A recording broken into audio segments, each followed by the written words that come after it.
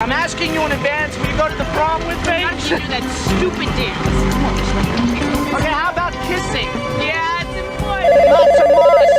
important. Definitely. Hello? Hello, Stephanie, it's Raven. Hey, Rav. I would like to formally invite you, Ronnie and Samantha, to my birthday party. It is in a fortnight at the cemetery. Grody, you want to have your birthday at a cemetery? Oh, and Stephanie, because I love literature, please prepare a poem to read. I mean, you know I'll be there, but I'm not reading a poem. Well, it's a poetry party, Stephanie. That's the theme of my birthday. Yeah, I don't know. That's kind of weird. Stephanie, if you always do the same boring themes, how will you ever grow? Okay, I'll call Samantha and tell her. Smashing. I'll see you tomorrow at school. Bye, Rav. Hello? Hey, Samantha, what are you doing? Just babysitting little Tina. What's up? Well, I was watching a movie, and then Raven called me to invite me to a birthday party at a cemetery. Yeah, I know. She told me. It sounds really cool. Oh, she already told you? Okay, because she acted like I was supposed to invite you. Well, the thing is, I don't think I'm going to be able to go. I already agreed to babysit little Tina that night. Look, let's just bring little Tina. It'll be like the time of her life. I don't know, Steph. I think she'll be scared. Oh, well, I am not going if you are not going. Okay, well, I mean, I could ask her parents. Okay, great. See you at school tomorrow. Bye. Bye, Steph. Introducing The Neon Girls, a universe of 1980s character comedy. I'm the creator and writer, actor behind The Neon Girls. My name's Casey Dressler, and I just wanted to break down sort of who the characters are, how they connect, and I'm going to do the best I can because I do have a lot of characters. Okay, the very first character that was created was Mustang Deb. She's a character that I created to pay tribute to all the wonderful, beautiful women in my family, the women who raised me, the cigarette smoking, dramatic storytellers of the 80s and the 90s. So the Neon Girls started with my girl Deb. So one day Deb's telling a story about her beautician Donna, and eventually I introduced Donna of Hot Look Salon. Donna, she references her assistant Steph, and eventually I introduce Steph. Later in the series we find out that Steph is Donna's daughter. Mustang Deb also talks about her bestie, Brenda. Eventually we meet Brenda. And Mustang Deb also talks about her niece, Tina, who's actually Brenda's daughter. So it kind of always goes back to that storytelling and the characters kind of being born through the imagination of each character. Sometimes what I'll do is I'll create a character completely separate, but then connect them back to the girls. So for instance, I created this series called Nell's Diner. You have Caroline. You have Patsy, who's actually Donna's sister, and you have Roberta Jones, who's been a long-time client at Hot Looks Salon.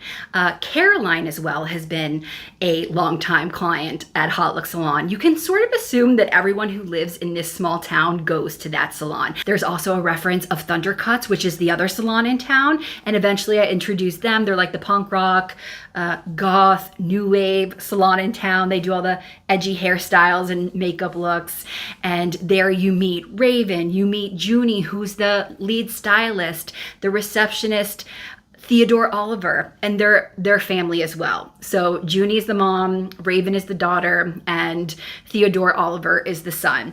Now, Raven is very good friends with Steph, Donna's daughter, and they are also best friends with Samantha. Now, Samantha babysits little Tina. Samantha has a boyfriend named Ronnie, and Ronnie's parents own the local record store called Wild Out Records, where Mustang Deb works. And I can't forget Phil. Phil is Deb's boyfriend. Now, I only ever, for many months, I only ever referenced Phil in stories that Mustang Deb would tell. But the whole time that I was creating this character, Phil, who's very much like your 80s dream man, he has an endless amount of hidden talents. He's a total goofball, but he can sing, he can dance. He's got all these, little hidden talents. I always thought of my friend Josh, who's hilarious, who literally can sing, dance, act. He's hysterical. He plays instruments. So I was like, hey, can you play Phil? And he's like, yeah, I'm in. So he's played Phil twice. I recently brought him in for an episode of Donna's Blind Date series. He was Sensei Todd, and we're going to see him as a couple other characters hopefully soon. There's also a character named Roxanne, who Roxanne is a worker over at the local bowling alley. We've seen her get her hair done at Hot Looks. Most of the time we see her by herself, but she's connected to pretty much everyone in town, because if you grew up in a small town like me, you know that the bowling alley was where you went on Friday nights. It was like the movie theater, the bowling alley, football games, or a parking lot somewhere, pretty much. There's also characters that are just one-off characters. We see them getting maybe a makeover at Hot Looks Salon, but we might not see them again.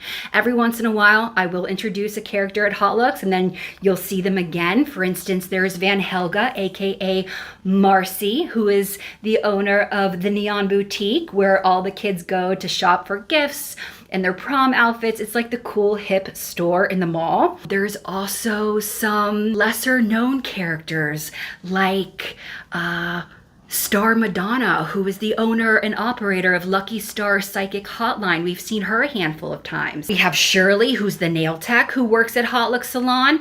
That was a character that was born out of Donna just talking about her. And then several weeks later, when I had an idea of who she was, I introduced her. Of course, I can't forget Gail. Gail, she's our thrift queen. She loves a bargain, but she's very fabulous. She is Donna's cousin. They grew up together in New York. Also cousin to Donna's sister Patsy, so they're family. Recently, Donna's daughter Steph took a spring break to Miami to see Steph's dad, Donna's ex, Ricky. And they're in Miami on Steph's spring break. We also get to meet Sylvia, Mama Sylvia, who is Donna's mother and Stephanie's grandmother. The town itself that they live in, I've never named. So this is supposed to be a fictional, anywhere sort of USA. And I have committed to this idea because I love the idea of using regional references, regional dialects. I love thinking that the viewer watching could feel like maybe it could be their own hometown. So that's why I've never named a specific location. I do use references from all over. All of the girls have a very different dialect, but I will say that it is based on my own hometown, growing up in the Florida Keys. The Florida Keys is a small chain of islands. It's a very small town. However, we have people from all over the map who live there, who vacation there. And so I grew up with all of these delicious accents in my ear. And yeah, it's a nod to my own hometown, and I do reference a lot of things from my own hometown as well. I also like to time hop, so most of the storylines take place in the 1980s. However, we've seen Hot Looks Salon in the 70s. We've also seen them in the 90s. Little Tina has grown up to be a teenager that we've seen in the 90s, along with her friend, Rachel. And soon we'll be seeing Steven, who's been Tina's longtime crush since kindergarten. So we're gonna see him soon. And I'm just gonna continue to add on the characters, hop timelines. It's a lot of fun. I know that I have a lot of new people following my work. I've been doing this for a couple of years now, so I just wanted to give you a little bit of a breakdown of who sort of like the main players are, but I'm gonna put together like a proper diagram and maybe post it. But thank you for all your questions. Thank you for engaging my videos and for investing in the characters. It's so much fun creating them. It's so much fun. Thanks for taking the ride with me.